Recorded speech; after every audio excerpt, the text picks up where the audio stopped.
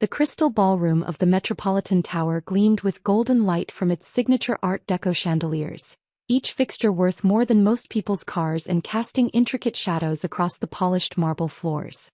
Dad had spared no expense for his 60th birthday celebration, transforming the city's most prestigious event space into something worthy of a royal reception. White roses cascaded from towering centerpieces at every table, and a live jazz quartet played sophisticated melodies that floated through conversations peppered with the confident laughter of the city's elite.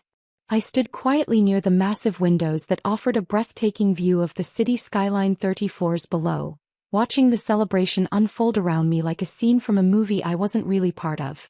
The guest list read like a who's who of the metropolitan area's most successful residents, prominent attorneys, influential politicians, wealthy real estate developers, and old-money families whose names appeared on hospital wings and university buildings.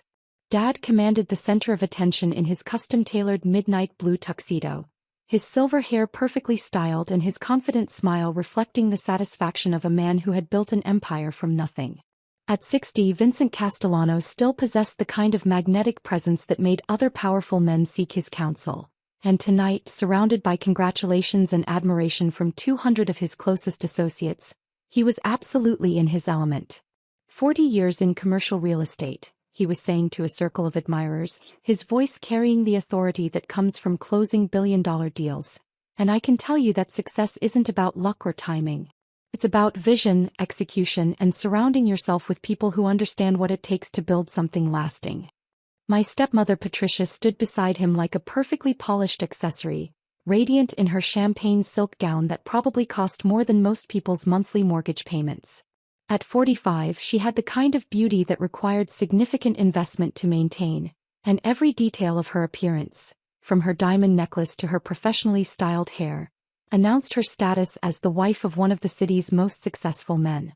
My older half-brother Marcus dominated the conversation from Dad's right side, his voice carrying the confidence that comes from being groomed as the heir to a commercial real estate empire.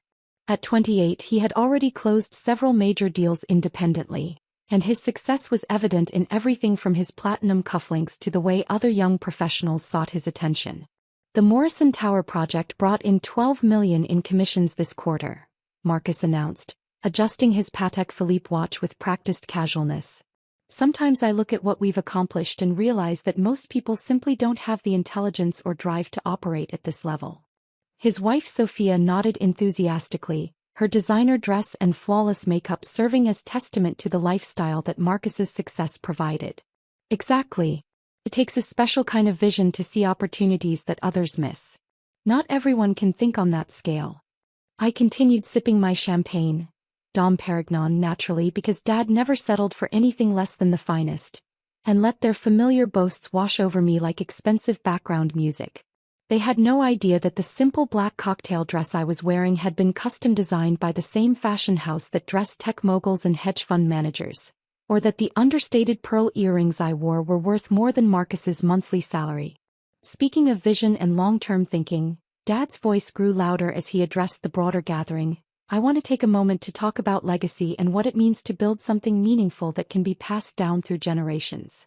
The conversations around us quieted as Dad's authoritative voice commanded attention from across the elegant ballroom. Other guests turned their chairs to better observe the man whose success they all admired and hoped to emulate.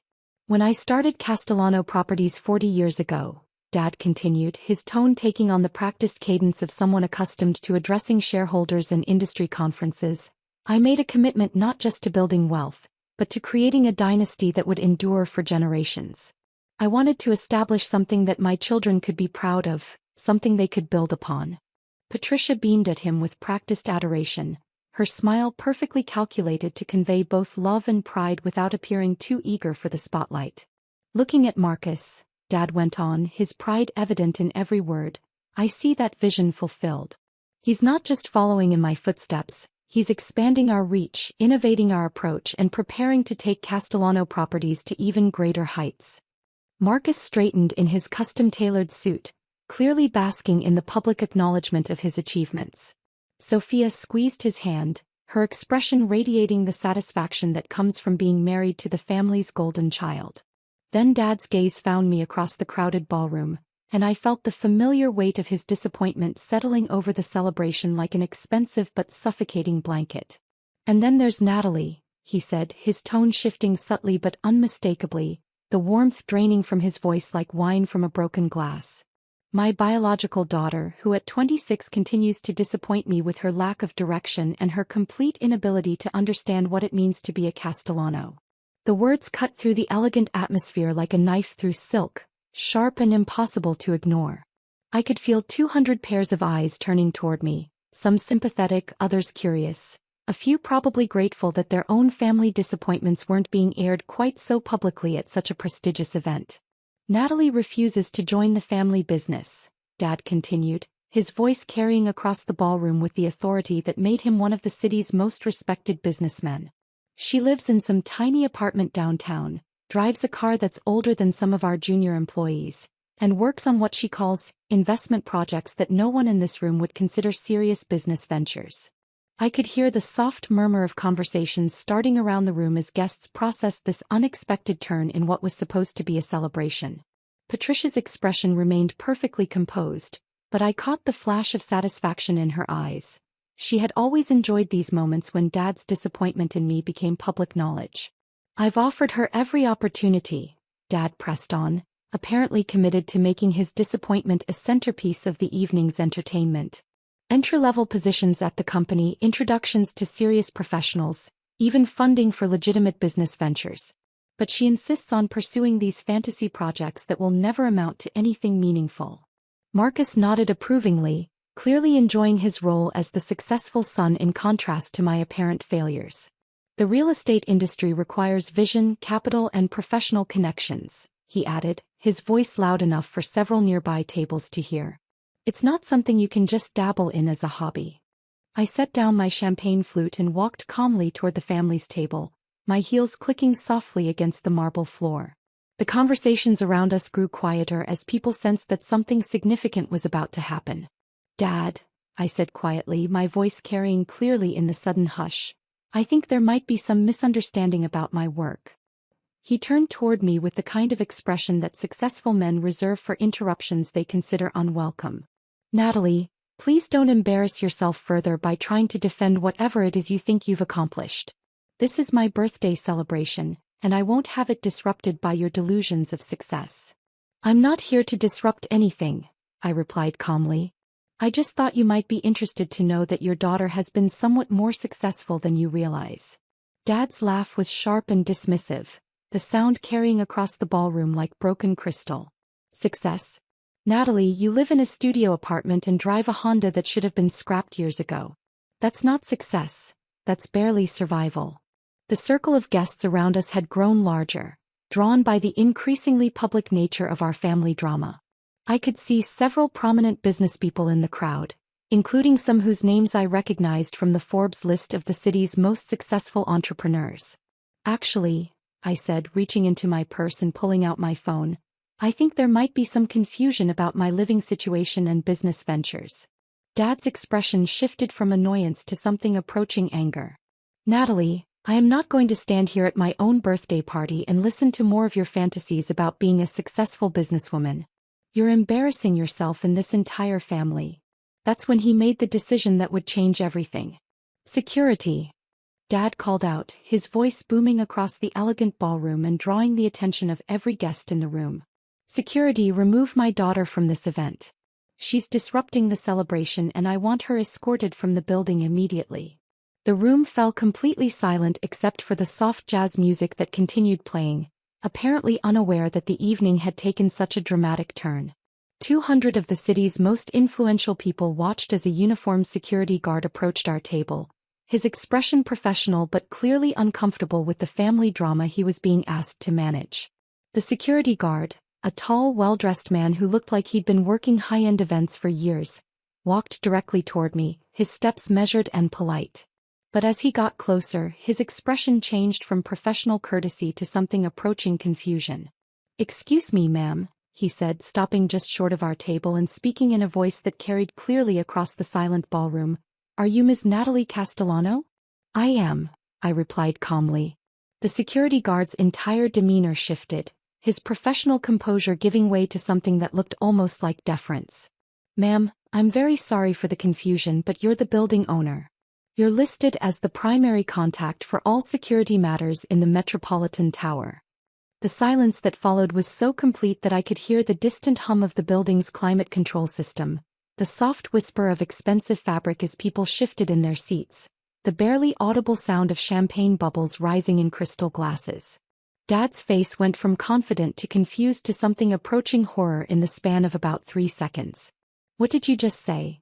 The security guard looked around the room, clearly realizing that he had just delivered information that was having a much more dramatic impact than he had anticipated. "Sir, Miss Castellano owns the Metropolitan Tower. She purchased the building 18 months ago through her investment company, Meridian Holdings." "That's impossible," Dad whispered, his voice barely audible even in the complete silence of the ballroom. I pulled out my phone and opened the property management app that controlled every aspect of the building's operations. "Actually, Dad, it's quite true. I bought the Metropolitan Tower for $247 million in cash 18 months ago when the previous owners were facing bankruptcy." The number hung in the air like a revelation. $247 million. More money than most of the people in this room would see in their lifetimes, and I had used it as a single real estate transaction. "The Metropolitan Tower is part of my commercial real estate portfolio," I continued, showing Dad the screen that displayed my property holdings. "I own 12 commercial buildings across the city, including 3 of the properties that Castellano Properties manages for other investors." Marcus was staring at my phone screen, his earlier confidence completely evaporated. That shows a portfolio worth over $400 million. $437 million to be precise," I confirmed. "Though that's just the real estate holdings. The total investment portfolio is somewhat larger." Patricia had gone completely pale, her carefully applied makeup unable to hide the shock that was written across her features. "How is this possible? You're 26 years old." "I started investing when I was 18, I explained, addressing the entire ballroom since everyone was clearly listening anyway. "I began with the trust fund that Grandma Castellano left me, $2 million that I used to buy my first property downtown. I've been building the portfolio ever since, reinvesting all profits and leveraging my existing holdings to acquire larger properties." Dad found his voice, though it came out rough with disbelief. "You bought the Metropolitan Tower? This building?" "Among others," I replied. "I also own the Harrison Center where your main offices are located, the Riverside Complex where Marcus and Sophia live, and the waterfront towers where Patricia's spa is located." The implications of that revelation began to sink in around the room. My family, the people who had been dismissing my success for years, were essentially my tenants. They lived and worked in buildings that I owned. The security guard, apparently realizing that he was witnessing something extraordinary, cleared his throat politely. "Ma'am, should I escort anyone from the building or is everything resolved?" I looked around the silent ballroom at the 200 guests who had just witnessed the most dramatic reversal of expectations any of them had probably ever seen, then back at my family's stunned faces. "Actually," I said, turning to the security guard with a smile, "I think we're fine. But could you please ask the building manager to come up here? I'd like to discuss some policy changes with the family." "Of course, ma'am. Right away." As the security guard walked away, the silence in the ballroom gradually gave way to whispered conversations and the soft sound of people pulling out their phones, probably to verify what they had just heard or to share the story with people who hadn't been fortunate enough to witness it firsthand. Dad sat down heavily in his chair, his earlier confidence completely deflated. "Natalie, I don't understand. Why didn't you tell us? Why did you let us think that I was a failure?" I finished gently. "Because every time I tried to talk about my investments, you cut me off to explain why real estate required serious capital and professional connections.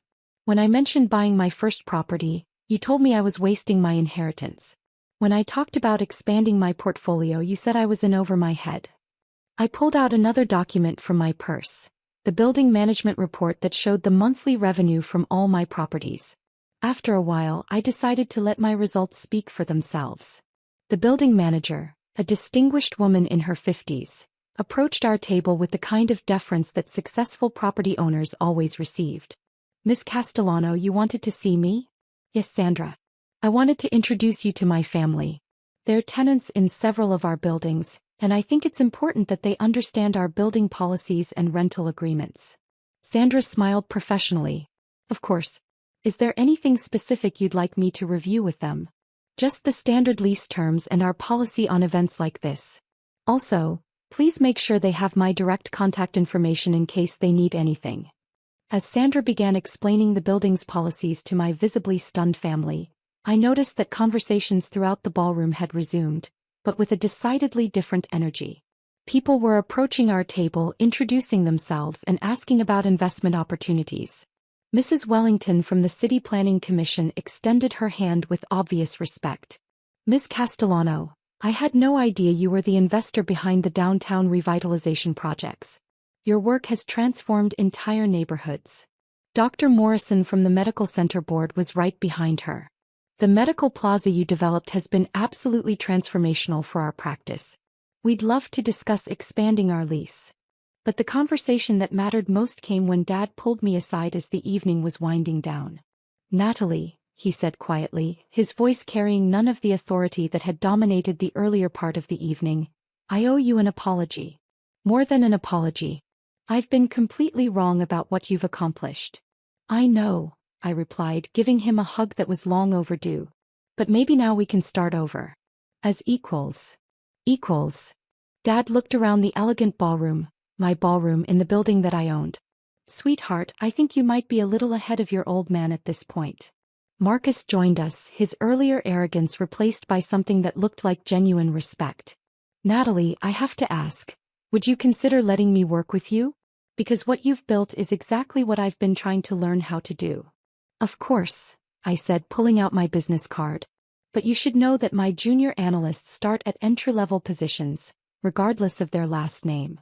Marcus took the card with obvious relief. That sounds perfect. I think I have a lot to learn. As the celebration wound down and guests began to leave, many of them stopped to thank me for hosting such a memorable evening in such a beautiful venue. Several business cards were exchanged and I found myself with 3 new potential investment opportunities. But the moment that mattered most came when Dad stood up to make a final toast. Ladies and gentlemen, he announced, his voice carrying across the ballroom one last time, I need to make a correction to something I said earlier tonight. The room quieted, all attention focused on the man who had dominated the evening until his daughter had quietly demonstrated that success comes in many forms. I said that Natalie had disappointed me with her lack of direction and success, Dad continued, his voice strong despite the emotion I could see in his eyes. I was wrong. She hasn't disappointed me, she's amazed me. While I've been building a business, she's been building an empire.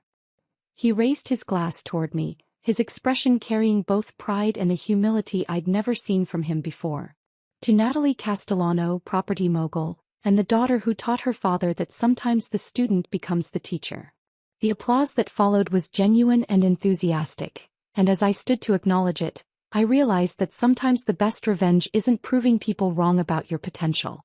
Sometimes it's showing them that love and respect can transform any relationship, even when it takes owning the building to get their attention. The next morning, 3 major developers called to discuss partnership opportunities. Dad helped me schedule the meetings,